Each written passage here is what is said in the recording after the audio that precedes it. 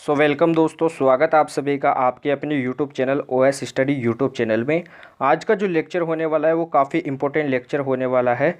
इसमें अपन बात करने वाले हैं ओल पीवाईक्यू क्वेश्चंस के बारे में, जो आपके जीके जीएस के लिए काफ़ी इंपॉर्टेंट क्वेश्चन है, क्योंकि जीके जीएस के ये जो क्वेश्चंस दे रखे हैं यही आपके एग्जाम में क्वेश्चंस पूछे जाते हैं, क्योंकि ये क्या होते हैं, प्रीवियस ईयर क्वेश्चंस होते हैं। तो आज का जो सेशन होने वाला है वो आपका ओपी सेशन होने वाला है। इसमें अपन सभी ओपी क्वेश्चंस के बारे में बात करने वाले हैं, सभी इंपॉर्टेंट क्वेश्चंस के बारे में बात करने वाले हैं जो एग्ज़ाम की दृष्टि से काफ़ी बार पूछे जाते हैं एग्ज़ाम में। तो चलिए आज के सेशन की शुरुआत करते हैं। आज की क्लास का जो फर्स्ट क्वेश्चन दे रखा है इसे देखिए। निम्नलिखित में से कौन सा एक हड़प्पा का बंदरगाह है। क्वेश्चन आपको ये दे रखा है कि हड़प्पा का कौन सा एक बंदरगाह है। सिकंदरिया, लोथल, नागपट्टनम या फिर महास्थानगढ़। तो मैं आपको बता देता हूँ, जो हड़प्पा का एक बंदरगाह है इनमें से वो कौन सा है, लोथल है। Right answer is to be option. अगले क्वेश्चन पे चलते हैं। इस क्वेश्चन का स्क्रीनशॉट ले लीजिए, इसके बाद में अपन अगले क्वेश्चन पे चलते हैं। अगला क्वेश्चन देखिए। अगला क्वेश्चन क्या दिया हुआ है, अंग्रेजों ने अपना पहला व्यापारी कारखाना कहाँ स्थापित किया था। ये भी आपका क्या दे रखा है, पीवाईक्यू क्वेश्चन दे रखा है। जो सभी आपको क्वेश्चन दे रखे हैं वो आपके पीवाईक्यू क्वेश्चन और एग्जाम में पूछे जाने वाले क्वेश्चन है। तो अंग्रेजों ने अपना पहला व्यापारी कारखाना कहाँ स्थापित किया था। 1610 यानी 1610 ईस्वी में सूरत में, 1611 अमरगांव, 1626 हुगली, 1611 या फिर मसूलीपट्टनम। तो मैं आपको बता दूं, अंग्रेजों ने अपना पहला व्यापारी जो कारखाना स्थापित किया था वो कहाँ पर किया था, सूरत में स्थापित किया था। कब किया था, 1610 यानी 1610 में किया था। Right answer is the A option. इस क्वेश्चन को भी आपको नोट कर लेना है। फिर से आपको बता देता हूँ, जो भी स्क्रीन पे क्वेश्चन दिखाई देंगे वो सभी क्वेश्चन क्या है, इंपॉर्टेंट क्वेश्चन है। आगे आपको काफ़ी मज़ेदार क्वेश्चन दिखाई देंगे जो आपकी एग्जाम में ज़रूर पूछे जाते हैं, तो इन क्वेश्चन को भी देखना है। अगले क्वेश्चन पे चलते हैं। अगला क्वेश्चन देखिए। 1917 का कांग्रेस अधिवेशन निम्नलिखित में से किस शहर में आयोजित किया गया था। ऑप्शन ए दे रखा है मुंबई में, ऑप्शन बी दे रखा है कोलकाता में, ऑप्शन सी दे रखा है चेन्नई में, ऑप्शन डी दे रखा है दिल्ली में। तो 1917 में आपको एक तो क्वेश्चन ये पूछा जाता है कि कांग्रेस अधिवेशन हुआ था।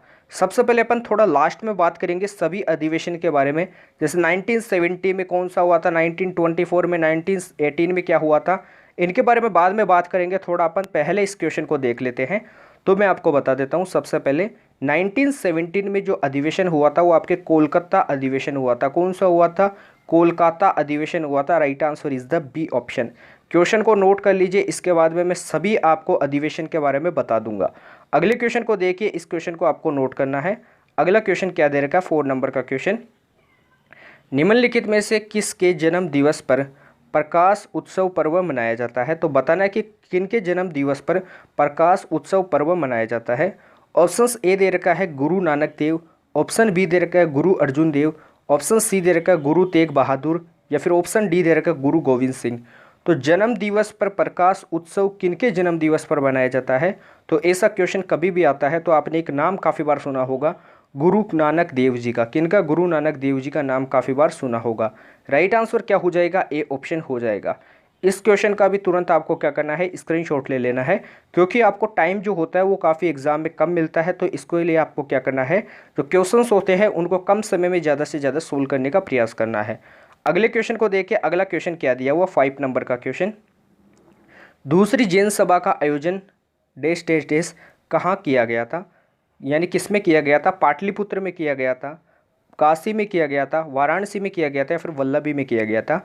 तो दूसरी जो जैन परिषद या फिर जैन सभा थी, इसका आयोजन किस में किया गया था, तो वल्लभी में किया गया था। किस में किया गया था और कब किया गया था ये भी मैं आपको बता देता हूँ। 512 ईस्वी में किया गया था, 512 ईस्वी में किया गया था। ये भी क्या हो जाता है, इंपॉर्टेंट क्वेश्चन हो जाता है। मैं फिर से आपको बता देता हूँ, ओपी क्वेश्चंस आपको दिखाई देंगे जो एग्जाम्स में पूछे जाते हैं। तो इस क्वेश्चन का भी आपको स्क्रीनशॉट लेना है। फिर अपन अगले क्वेश्चन पे चलते हैं। अगला क्वेश्चन जो दे रखा है, इस क्वेश्चन को देखिए। क्वेश्चन का आंसर कमेंट बॉक्स में दीजिए इस क्वेश्चन को सोल्व कराने से पहले। निम्नलिखित में से किस अनुच्छेद के अंतर्गत राज्यपाल को अध्यादेश जारी करने की शक्ति दी गई है, यानी आपका कौन सा आर्टिकल है जिसके अंतर्गत राज्यपाल क्या कर सकते हैं, अध्यादेश जारी कर सकते हैं। आर्टिकल 201, आर्टिकल 213, आर्टिकल 202 या फिर आर्टिकल 163।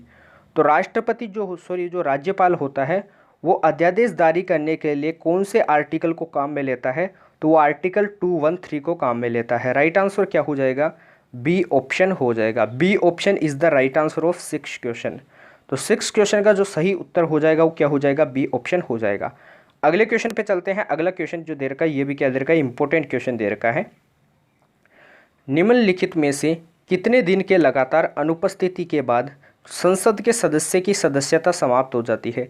एक क्वेश्चन का आपको आंसर कमेंट बॉक्स में बताना है कि जो लोकसभा होता है, क्या होता है, लोकसभा का जो अध्यक्ष होता है, लोकसभा का अध्यक्ष जो होता है अपना इस्तीफा या फिर अपना त्याग पत्र किसे देता है। कमेंट बॉक्स में आपको बताना है, काफ़ी इंपॉर्टेंट क्वेश्चन है। एक क्वेश्चन बताना है कि लोकसभा का जो स्पीकर होता है वो क्या होता है, ये भी आपको कमेंट बॉक्स में टाइप करके बताना है। तो संसद के सदस्य की जो सदस्यता हो जाती है वो कितने दिन में समाप्त हो जाती है, 50 डेज़, 30 डेज़, 60 डेज़ या फिर 90 डेज़। तो कितने दिन में समाप्त हो जाती है, ये आपके 60 डेज़ में समाप्त हो जाती है, 60 दिन में क्या हो जाती है, समाप्त हो जाती है। अब बात करते हैं अगले क्वेश्चन के बारे में। जो अगला इंपॉर्टेंट क्वेश्चन दे रखा है इसे देखिए। निम्नलिखित में से किस प्रकार की मिट्टी कॉफ़ी उत्पादन के लिए सर्वोत्तम मिट्टी मानी जाती है। तो ये भी आपका क्या हो जाएगा, PYQ क्वेश्चन हो जाएगा। इस क्वेश्चन को भी आपको नोट कर लेना है। लाल मिट्टी कॉफ़ी के लिए प्रयुक्त होती है, काली मिट्टी या फिर बलुई मिट्टी या फिर जलोढ़ मिट्टी। तो जो काली मिट्टी होती है वो क्या करती है, पानी को अधिक समय तक अपने अंदर रखती है, यानी पानी जो होता है इसको अधिक समय तक रखती है, नमी बनाकर रखती है। तो इनमें जो खेती होती है काली मिट्टी में, वो किसकी खेती ज़्यादा होती है, गन्ने की जो खेती होती है वो काली मिट्टी में सबसे अधिक की जाती है। और बात की जाती है कि जो मिट्टी, कौन सी मिट्टी है जिसमें कॉफ़ी का उत्पादन सबसे अधिक होता है। तो कॉफ़ी का जो उत्पादन होता है वो सबसे अधिक होता है लाल मिट्टी में। राइट आंसर क्या हो जाएगा, ए ऑप्शन हो जाएगा।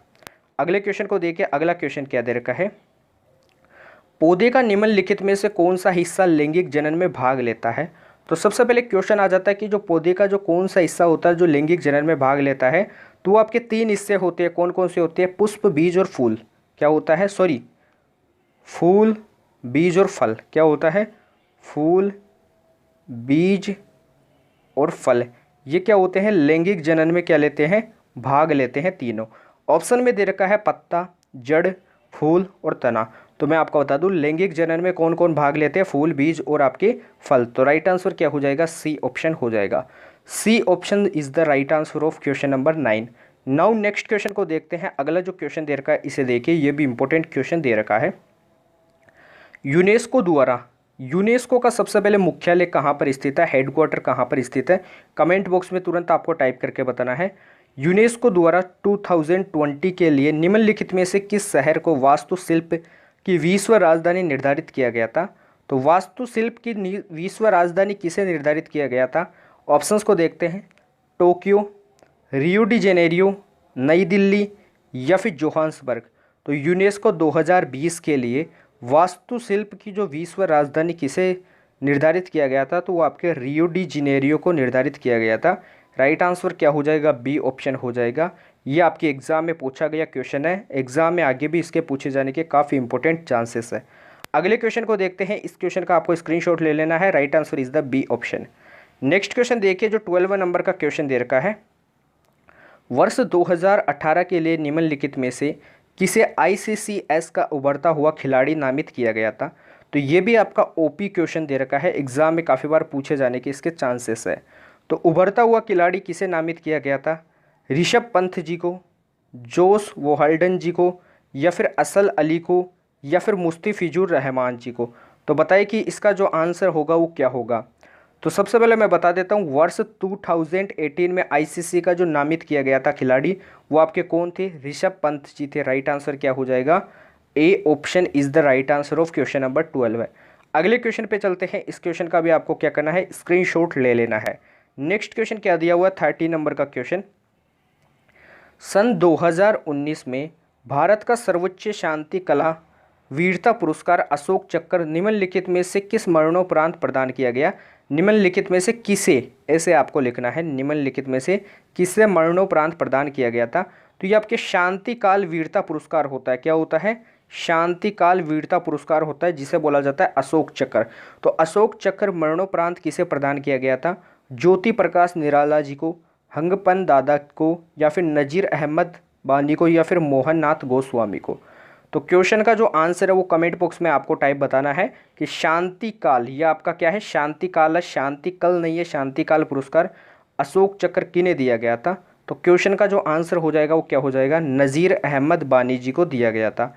अब बात करते हैं, नज़ीर अहमद बानी जी को तो दिया गया था 2019 में, ज्योति प्रकाश निराला जी को दिया गया था 2017 में, हंगपन दादाजी को कब दिया गया था, 2016 में दिया गया था अशोक चक्र, और मोहन नाथ स्वामी जी को दिया गया था 2015 में। तो चारों के बारे में मैंने आपको बता दिया है। ज्योति प्रकाश जी को 2017, दादाजी को किस में 2016 में, नज़ीर मोहम्मद अहमद को किस में 2019 में, और मोहन नाथ स्वामी को किस में दिया गया था 2015 में दिया गया था।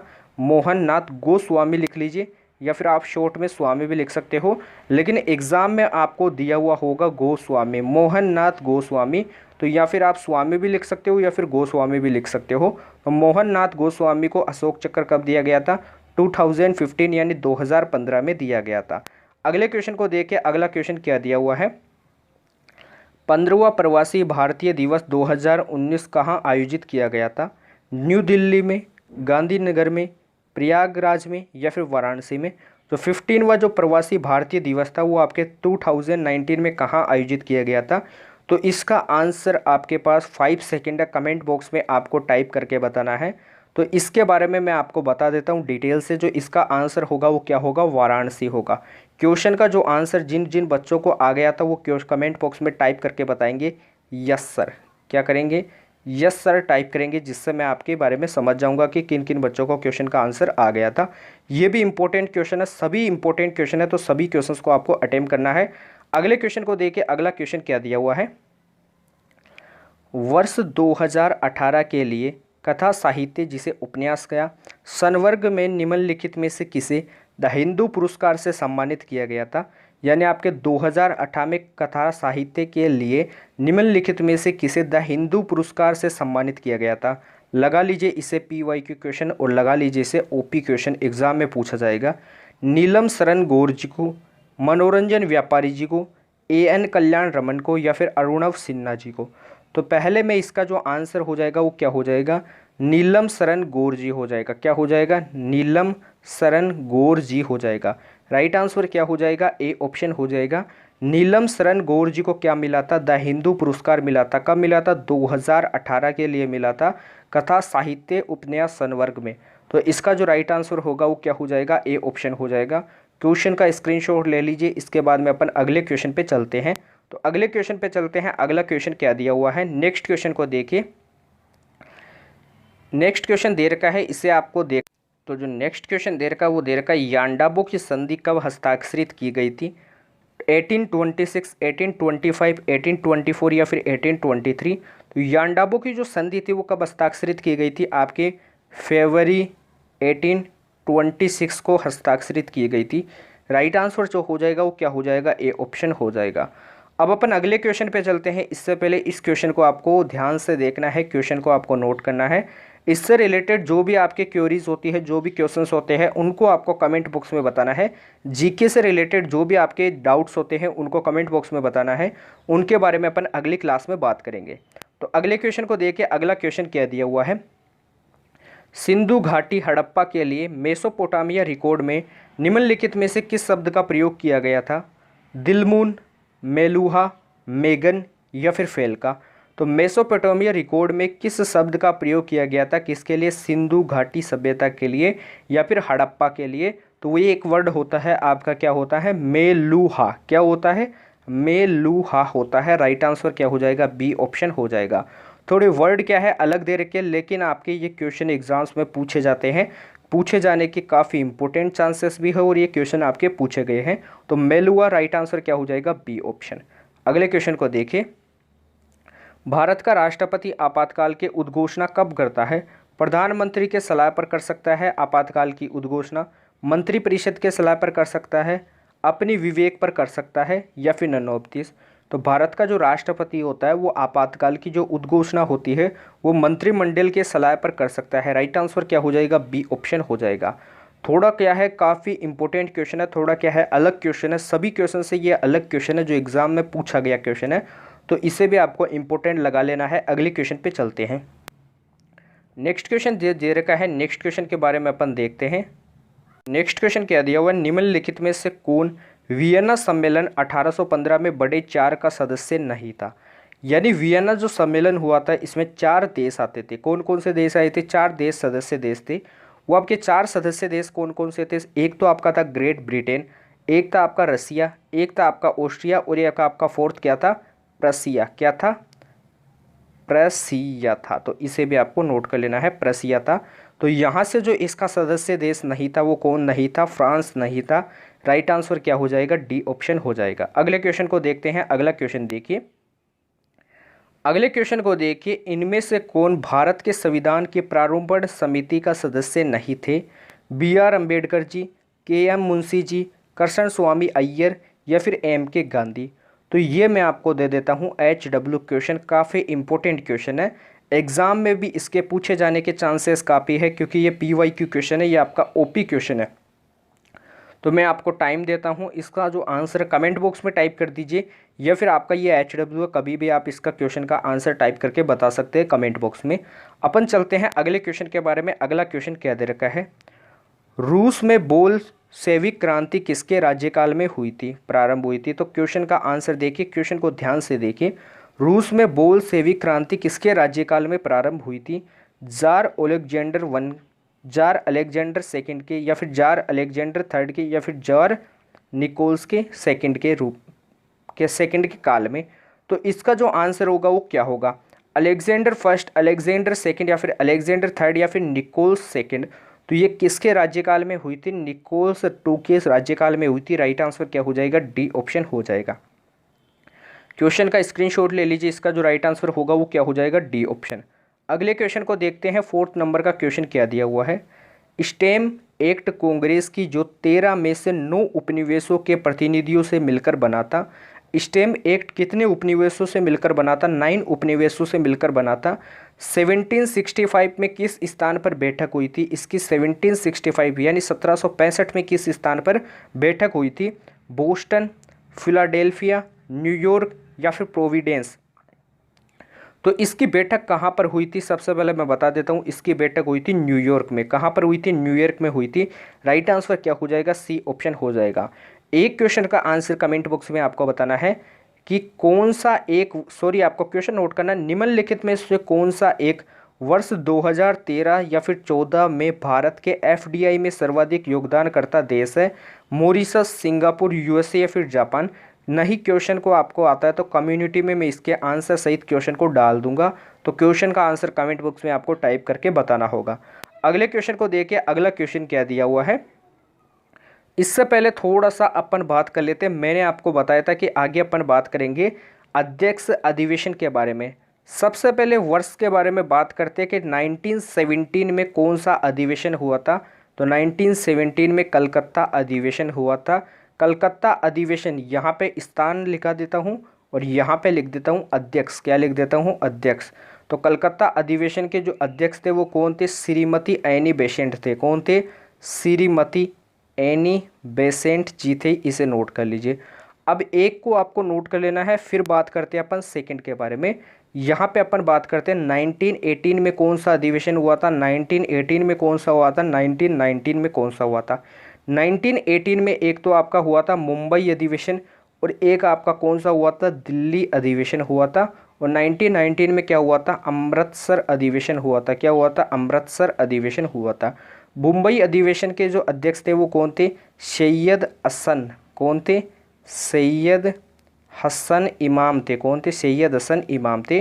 थोड़ा इतना इम्पोर्टेंट नहीं है। लेकिन दिल्ली अधिवेशन के जो अध्यक्ष थे वो कौन थे? आपने नाम काफ़ी बार सुना होगा, मदन मोहन मालवीय जी। और अमृतसर अधिवेशन के जो अध्यक्ष थे वो कौन थे? मोतीलाल नेहरू जी थे। कौन थे? मोतीलाल नेहरू जी थे। और दिल्ली अधिवेशन के कौन थे अध्यक्ष? मदन मोहन मालवीय जी थे। अगले क्वेश्चन को देखते हैं। अगला क्वेश्चन क्या दिया हुआ है? इंपॉर्टेंट क्वेश्चन दे रखा है, क्वेश्चन को ध्यान से तो क्वेश्चन को देखिए, संयुक्त राष्ट्र के उद्देश्यों के बारे में निम्नलिखित में से कौन सा कथन सत्य है? तो सबसे पहले ऑप्शंस को आपको देखना है। राष्ट्रों के बीच एक दूसरे की संस्कृति और साहित्य के प्रति समाधान विकसित करना, आर्थिक, सामाजिक, सांस्कृतिक या मानविक स्वरूप वाली समस्याओं के समाधान में अंतर्राष्ट्रीय सहयोग प्राप्त करना, विभिन्न देशों में विद्वानों तथा शिक्षकों के बीच संबंध विकसित करना या फिर अंतर्राष्ट्रीय सम्मेलन का आयोजित करना। तो इनमें से जो राइट आंसर होगा वो कौन सा होगा, कमेंट बॉक्स में तुरंत आपको बताना है कि संयुक्त राष्ट्र के उद्देश्यों के बारे में निम्नलिखित में से कौन सा कथन सत्य है। ऐसे आपके क्या होते हैं, जो थ्योरी वाले क्वेश्चन होते हैं वो ज़्यादा आपके एनडीए के एग्जाम में पूछे जाते हैं। तो इसका जो राइट आंसर हो जाएगा वो क्या हो जाएगा, संयुक्त राष्ट्र का जो उद्देश्य होता है वो क्या होता है, आर्थिक, सामाजिक, सांस्कृतिक, मानवीय स्वरूप वाली समस्याओं के समाधान में अंतर्राष्ट्रीय सहयोग प्राप्त करना क्या होता है, संयुक्त राष्ट्र के उद्देश्यों के बारे में सत्य कथन है। तो यहाँ से जो राइट आंसर हो जाएगा वो क्या हो जाएगा, बी ऑप्शन हो जाएगा। क्वेश्चन को आपको ध्यान से देखना है। अगले क्वेश्चन को अपन देखते हैं। ब्रह्म समाज के बारे में निम्नलिखित कथनों में से कौन सा सही कथन है। आपको ऑप्शंस दे रखे हैं, सबसे पहले क्वेश्चन को देखना है, फिर अपन ऑप्शंस पे चलते हैं। 1872 का ब्रह्म विवाह अधिनियम अंतर्जातीय और विधवा पुनर्विवाह की अनुमति सिर्फ तबीयत देता था। यहाँ पे थोड़ा सा रॉन्ग वर्ड लिखा हुआ है, तबीयत नहीं लिखा हुआ था, यहाँ पर क्या लिखा हुआ था, अनुमति सिर्फ तभी देता था। अनुमति सिर्फ तभी देता था जब संविदाकारी पक्ष खुद को गैर हिंदू घोषित करते थे। जब क्या करते थे, जो संविदाकारी, जो आगे वाले जो पक्ष के व्यक्ति होते हैं वो क्या करते थे, अपने को गैर हिंदू घोषित करते थे, तब क्या करता था, विवाह अधिनियम की अनुमति देता था। अगला ऑप्शन देखिए, केशव चंद्र सेन ने अपनी अवयस्क पुत्री का विवाह धारद्वान के महाराज के साथ आयोजित किया था। नेक्स्ट ऑप्शन क्या दिया हुआ है, केशव चंद्र सेन ने के अनुयायियों ने उससे अलग होकर नव ब्रह्म समाज बनाया था। यहाँ से जो राइट आंसर हो जाएगा वो क्या हो जाएगा, 1872 का जो ब्रह्म विवाह अधिनियम होता था उसमें अनुमति तभी देता था जब संविदाकारी पक्ष खुद को क्या करते थे, गैर हिंदू घोषित करते थे। तो गैर हिंदू घोषित करेंगे तो आपको ऐसा याद रखना है कि ब्रह्म समाज के लिए क्या होता है, सत्य कथन होता है। तो क्वेश्चन को ध्यान से देखना है, इंपॉर्टेंट क्वेश्चन था, स्क्रीनशॉट ले लीजिए इसके ऑप्शंस के। अगले क्वेश्चन को देखते हैं। नेक्स्ट क्वेश्चन क्या दिया हुआ है, निम्नलिखित में से कौन महाराष्ट्र अंधश्रद्धा निर्मूलन समिति से संबंध था, चंडी प्रसाद भट्ट, नरेंद्र दाभोलकर, जीडी अग्रवाल या फिर कैलाश सत्यार्थी। तो इनमें से जो राइट आंसर होगा वो क्या होगा कि कौन जो थे महाराष्ट्र अंधश्रद्धा निर्मूलन समिति से संबंधित थे। तो कमेंट बॉक्स में तुरंत आंसर आपको कमेंट बॉक्स में टाइप करके बताना है। तो इसके बारे में मैं आपको बता देता हूँ, इसका जो राइट आंसर हो जाएगा वो क्या हो जाएगा, बी ऑप्शन हो जाएगा। नरेंद्र दाभोलकर जी क्या थे, इससे संबंधित थे। अगले क्वेश्चन को देखते हैं, इस क्वेश्चन का आपको स्क्रीनशॉट ले लेना है। नेक्स्ट क्वेश्चन पे चलते हैं। अगला क्वेश्चन क्या दिया हुआ है, निम्नलिखित में से कौन से कथन गांधी जी द्वारा 1909 में लिखी गई हिंद स्वराज के बारे में सत्य है। तो सभी ऑप्शंस को सबसे पहले आपको देखना है, रीड करना है। हिंद स्वराज भारतीय राष्ट्र की एक सभ्यता परक संकल्पना प्रस्तुत करती है। सभ्यता परक का मतलब क्या होता है, हिंद स्वराज के अनुसार अपनी जो सभ्यता होता है इसको प्रस्तुत किया जाता है। नेक्स्ट क्वेश्चन को देखिए, हिंद स्वराज यह स्पष्ट करती है कि भारतीयों की दुर्दशा में सुधार के लिए संसदीय लोकतंत्र आवश्यक था। अगला ऑप्शन देखिए, हिंद स्वराज यह तर्क देती है कि औद्योगिक पूंजीवाद समाज की अनैतिकता के लिए उत्तरदायी था। अब आपसे एक क्वेश्चन एग्जाम में पूछा जाता है कि इनमें से जो आंसर होगा वो क्या होगा। सबसे पहले मैं बता देता हूँ कि जो हिंद स्वराज था, सबसे पहले गांधी जी कहते सभ्य व्यक्ति थे, तो सभ्य व्यक्ति से सभ्यता परक संकल्पना आएगी, तो राइट आंसर आपका ए ऑप्शन तो हो जाएगा। लेकिन ऐसे जो स्टेटमेंट वाले क्वेश्चन होते हैं इनमें आपके दो दो ऑप्शन क्या हो जाते हैं, तीन तीन ऑप्शन सही हो जाते हैं। अब बात करते हैं, कोई ऑप्शन और तो आपका सही नहीं है। दुर्दशा में सुधार के लिए संसदीय लोकतंत्र आवश्यक था, यह आपका रॉन्ग ऑप्शन हो जाएगा, तब लोकतंत्र आवश्यक नहीं था। हिंद स्वराज यह तर्क देती है कि औद्योगिक पूंजीवादी समाज की अनैतिकता के लिए उत्तरदायी था, ये भी आपका क्या हो जाएगा, राइट आंसर हो जाएगा। तो राइट आंसर आपका फर्स्ट हो जाएगा और क्या हो जाएगा, थर्ड हो जाएगा।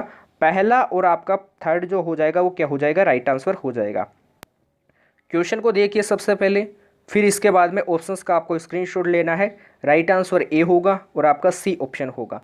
नेक्स्ट क्वेश्चन को देखिए, 1857 के विद्रोह में, यहाँ पे थोड़ा सा रोंग लिखा हुआ है, आपको लिखना है 1857। ये क्या लिखा हुआ है यहाँ पे मैं आपको बता देता हूँ, 1857 लिखा हुआ है। 1857 के विद्रोह की सर्वप्रथम घटना के बारे में निम्नलिखित कथनों में से कौन सा सत्य है। यह मेरठ में घटी जब दो सिपाहियों ने एक वरिष्ठ अधिकारी के राइफल चुरा ली थी। यानी जो ये घटना घटी थी वो कहाँ पर घटी थी, ये आपके मेरठ में घटी थी। कब घटी थी, जब एक वरिष्ठ अधिकारी ने क्या चुरा ली थी, राइफल चुरा ली थी। अब बात करते हैं अगले ऑप्शन के बारे में, इसकी शुरुआत तब हुई थी जब झांसी की रानी ने ब्रिटिश से युद्ध की घोषणा की थी। इसकी शुरुआत तब हुई थी जब मंगल पांडे ने मेरठ में एक यूरोपियन अधिकारी पर गोली चला दी थी। इसकी शुरुआत तब हुई थी जब मंगल पांडे ने बैरकपुर में एक यूरोपीय अधिकारी पर गोली चला दी थी। सबसे पहले ऑप्शन को ध्यान से रीड कीजिए। क्वेश्चन बोला गया है कि 1857 के विद्रोह की सर्वप्रथम जो घटना हुई थी वो कहाँ से चालू हुई थी, कहाँ से स्टार्ट हुई थी। तो आपने काफ़ी बार नाम सुना होगा मंगल पांडे के बारे में। मंगल पांडे कहीं पर भी नाम आ जाता है तो आपको एक नाम और याद करना है, बैरकपुर। क्या याद करना है? बैरकपुर। तो मंगल पांडे ने बैरकपुर में एक यूरोपीय अधिकारी पर गोली चला दी थी। किस पर? यूरोपीय अधिकारी पर क्या कर दी थी? गोली चला दी थी। तो राइट आंसर जो हो जाएगा वो क्या हो जाएगा? डी ऑप्शन हो जाएगा। और जो आपके ए बी सी दे रखे वो क्या हो जाएंगे? रोंग स्टेटमेंट हो जाएंगे। अगले क्वेश्चन को देखते हैं। नेक्स्ट क्वेश्चन क्या दिया हुआ है? निम्नलिखित में से कौन से एक राष्ट्र ने सितंबर 2015 में अपना पहला लोकतंत्रात्मक संविधान अपनाया था? भूटान, म्यांमार, नेपाल या फिर सिंगापुर। तो 16 सितंबर 2015 में पहला लोकतांत्रात्मक संविधान अपनाने वाला जो देश था वो कौन था? नेपाल था। राइट आंसर क्या हो जाएगा? सी ऑप्शन हो जाएगा। अगले क्वेश्चन को देखते हैं। अगला क्वेश्चन क्या दिया हुआ है? निम्नलिखित में से कौन बचपन बचाओ आंदोलन का संस्थापक है? शांता सिन्हा, कैलाश सत्यार्थी, अरुणा रॉय या फिर अनिल अग्रवाल। तो इसका जो आंसर होगा वो आपको कमेंट बॉक्स में बताना है। ये आपका क्या है? लास्ट एंड फाइनल क्वेश्चन है। इसका आंसर कमेंट बॉक्स में टाइप कर दीजिए। तो तुरंत आंसर आपको कमेंट बॉक्स में टाइप करके बताना है। तो जो निम्नलिखित में से बचपन बचाओ आंदोलन का संस्थापक थे वो कौन थे? कैलाश सत्यार्थी थे। राइट आंसर क्या हो जाएगा? बी ऑप्शन हो जाएगा। एक क्वेश्चन का आंसर कमेंट बॉक्स में आपको बताना है। क्वेश्चन को आपको नोट कर लेना है। नभ है स्पर्शम, नभ है स्पर्शम और क्या लिखा हुआ है? दीप्तम किसका आदर्श वाक्य है? क्या है? किसका आदर्श वाक्य है? इसरो का, भारतीय नौसेना का, भारतीय वायुसेना का या फिर केंद्रीय औद्योगिक सुरक्षा बल का। तो नभ है स्पर्शम दीप्तम किसका आदर्श वाक्य है? क्वेश्चन का आंसर कमेंट बॉक्स में आपको टाइप करके बताना है। तो आज की क्लास को अपन यहीं पे एंड करते हैं। आज की क्लास में अपन ने ऐसे इंपॉर्टेंट जीके जीएस के क्वेश्चंस के बारे में बात की है जो आपके ओपी क्वेश्चंस है। ओपी क्वेश्चंस के साथ साथ पीवाईक्यू क्वेश्चन भी है। यही जो क्वेश्चंस होते हैं वो आपके एग्जाम में रिपीटेड क्वेश्चंस होते हैं, एग्जाम में अधिक से अधिक रिपीट होते हैं। तो क्वेश्चंस को आपको ध्यान से देखना है, क्लास को आपको एंड तक देखना है, बीच में क्लास को छोड़कर नहीं जाना है, क्योंकि आपने देखा होगा कि काफ़ी इंपॉर्टेंट क्वेश्चंस आपको दिखाई देंगे जो एग्जाम्स में पूछे जाते हैं। तो अब जिन बच्चों को यदि क्लास अच्छी लगी है तो क्लास को तुरंत लाइक कीजिए, क्लास को लाइक कीजिए। चैनल को जिन बच्चों ने सब्सक्राइब नहीं किया है तो चैनल को सब्सक्राइब कर लीजिए, बेल आइकन को प्रेस कीजिए। डिस्क्रिप्शन में टेलीग्राम चैनल का लिंक दिया हुआ है, उसे भी आपको ज्वाइन करना है। टेलीग्राम चैनल पे भी आपको काफ़ी फ़ायदे मिल जाते हैं। एग्जाम ओरिएंटेड जो पीडीएफ होती है वो आपको मिल जाती है। लाइक और आपके जो सब्सक्राइब होते हैं वही हमें मोटिवेट करते हैं आपके लिए अच्छे अच्छे पीवाईक्यू क्वेश्चंस के क्लास लाने के लिए। तो अधिक से अधिक लाइक कीजिए, अधिक से अधिक सब्सक्राइब कीजिए। तो अपन कल मिलते हैं ऐसे बेहतरीन सेशन के साथ। तब तक के लिए जय हिंद, जय भारत, धन्यवाद।